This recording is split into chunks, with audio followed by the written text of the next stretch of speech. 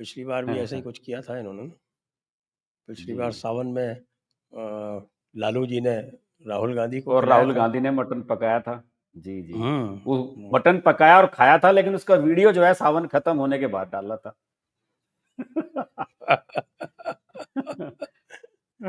राहुल गांधी तो आज लखनऊ में थे।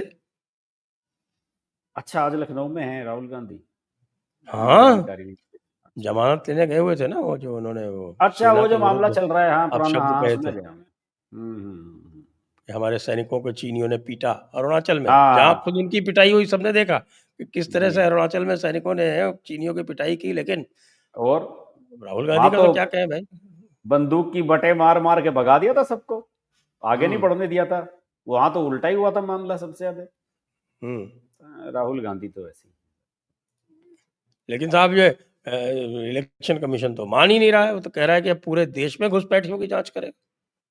ये पहले दिन से ही है सर, इस बारे में तो पहले दिन से ही स्पष्ट हो गया था कि इलेक्शन कमीशन ने कहा कि बहुत समय से जो है ये एसआईआर वाला जो है ये हुआ नहीं है, सब जगह होगा। और इसमें मेरे ख्याल में आज कुछ असम में हेमंत बिस्वा शर्मा ने भी कुछ कहा है, कुछ इसमें संशोधन वगैरह की कुछ मांग की उन्होंने है। कहा कि सबका एनसीआर के साथ जांच कराऊंगा, कह रहा है वो तो। हाँ, एनआरसी के साथ जो है वो कह रहे हैं कि वो, एनआरसी के साथ, सॉरी, हाँ, कि एनआरसी के साथ एनआरसी के जांच साथ कराऊंगा। उसका जो है मिलान होना चाहिए। वो तो बिल्कुल खुल्लम खुल्ला उसमें ही है।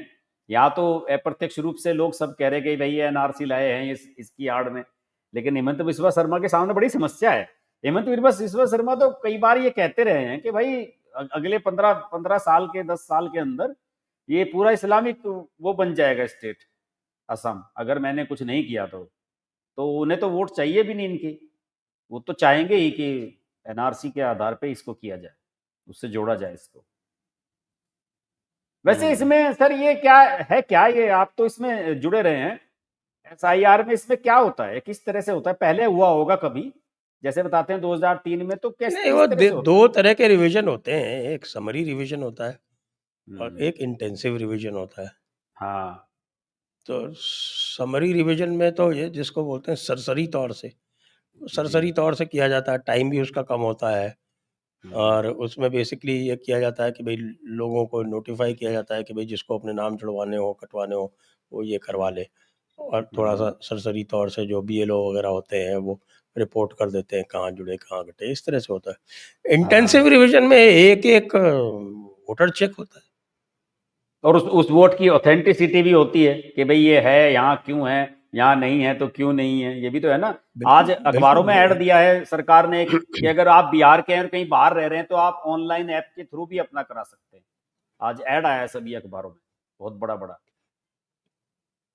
भाई जिनका परमानेंट एड्रेस चेंज हो गया है, permanent change hmm, of address हो गया है, उनको तो अलग किया है। परमानेंट चेंज ऑफ एड्रेस हो गया, वो आते भी नहीं यहाँ पे। और हम्म। डुप्लीकेट और है कि साहब दूसरे जगह भी उनका नाम है, यहाँ भी उनका नाम हाँ, है, तो दिल्ली में भी ऐसे लोगों बनवा को तो रखी है, छोड़ बिहार दो। में भी बनवा रखी है, ऐसे भी हैं। हम्म। हम्म, तो एक तरह का वो है। और हम्म, दूसरे जिन्होंने अपना, उनका गांव यही है, रहते बाहर हैं, यहीं आते हैं, हर बार वोट यहीं डालते हैं, उनके लिए ये ऑनलाइन वाली सुविधा भी दे दी। काम तो सही लेकिन है, ये बिल्कुल बिल्कुल सही होना चाहिए। और जो वास्तव में वोट हैं, वैलिड वोट हैं वो, और जो सिटीजन्स ऑफ इंडिया हैं, उन्हें ही वोट डालने का अधिकार होना भी चाहिए। इसमें गलत क्या है? काम तो सही हो रहा है बिल्कुल। और पिछले सप्ताह में हमने चर्चा की थी, आप कह भी रहे थे कि आपके हिसाब से कि समय तो अभी पर्याप्त है। अभी चुनाव नवंबर में होने, अभी तो 3 4 महीने का समय बाद बाकी है, आराम से किया जा सकता है। तो और ये तो नोटिफिकेशन जारी होने तक बनाने का। हाँ, हाँ, अरे हाँ, नोटिफिकेशन जारी होने का क्या, आप तो अपना नाम जो है वो बिल्कुल एंड तक, यानी कि नोटिफिकेशन जब जारी होता है उसके जस्ट पहले तक आप उसको चेंज करवा सकते हैं। हाँ, मैंने देखा है, हमने खुद कराया है कुछ लोगों का ऐसे ही कई बार, कि नहीं है हम्म। उनका या कट गया, उसका जुड़वाना हटवाना, ये कराया है कई बार। तो इसमें कोई दिक्कत वाली बात नहीं है। जी। अच्छा साहब, ये तो हो गया। और राजदीप जी क्या कर रहे हैं? राजदीप जी भी इसी को इलेक्टरल रोल को लेके लड़ाइयाँ कर रहे हैं अपने इंडिया टुडे ग्रुप के अंदर। सर क्या है ये, इंडिया टुडे ग्रुप वालों की हमने एक बार डिस्कस भी किया था कि रेटिंग इतनी खराब है इस समय, जब से ये शिव अरूर वगैरह लोग गए हैं यहाँ से, शिव अरूर हैं, चित्रा त्रिपाठी हैं और राहुल कंवल हैं, 3-4 लोग जो यहाँ से गए हैं, इनकी रेटिंग इतनी डाउन हुई है कि ये स्टंटबाजी कर रहे हैं सर अपने आप को, चैनल को बचाए रखने के लिए। आज तक को कोई नहीं देख रहा है अब।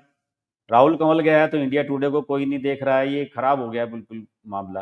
तो वो जो सब ये बैठे थे अंदर पत्रकार, गौरव सावंत वगैरह, ये सब बैठ के उन्होंने बात की, और राजदीप, तो सबको ऐसा लगा होगा कि राजदीप जो है ये बड़ा एक सॉफ्ट टारगेट है और लोग मजा भी लेते हैं, क्योंकि जैसे वहां लंदन टॉप में जाता है तो वहां भी सौरभ द्विवेदी काफी खिंचाई करते हैं इनकी, राजदीप सरदेसाई की। तो वो एक कहते हैं ना कि बलि का बकरा इन्हें बना रखा है। तो उसमें एक वो नौटंकी इन लोगों ने की कि वो बहस बीच में छोड़ के चले गए। आप बताइए, क्या ऑन एयर कोई कार्यक्रम हो रहा हो उसमें कोई ऐसे छोड़ के जाता है क्या? और वो भी चैनल में नौकरी करते हुए, कोई प्रवक्ता थोड़ा ही आप पार्टी के बीच में छोड़ के चले जाएंगे। ये स्टंटबाजी ये करते रहते हैं। एक बार मेरे ध्यान में जब प्रदीप गुप्ता इनके लिए वो एग्जिट पोल किया करते थे, तो उस समय इन्होंने किया था, वो राहुल कंवल ने एक बार, राहुल कंवल, राजदीप और प्रदीप गुप्ता उसमें बैठे हुए थे। उसने, राहुल कंवल ने अपना मोबाइल सामने रख के और एक छोटी सी क्लिप बना ली थी कि हम एग्जिट पोल कैसे डिसाइड करते हैं बैठ के, और उसे फिर सोशल मीडिया पे उन्होंने डाल दिया, वायरल कर दिया कि देखिए वो वीडियो लीक हो गया, आज तक का वीडियो लीक हो गया कि साहब किस तरीके से एग्जिट पोल किए जाते हैं। तो ये स्टंटबाजी होती है सर, ये गिमिक्स हैं जिन्हें कहते हैं, सही मायनों में शब्द है इनके लिए गिमिक्स। नंबर्स बढ़ाने के लिए, टीआरपी बढ़ाने के लिए, उन सब के लिए किया जाता है। इन सब लोगों पे बेकार है इन सब लोगों को इतना फालतू में महत्व दिया जाना। ये चलता रहता है इनका।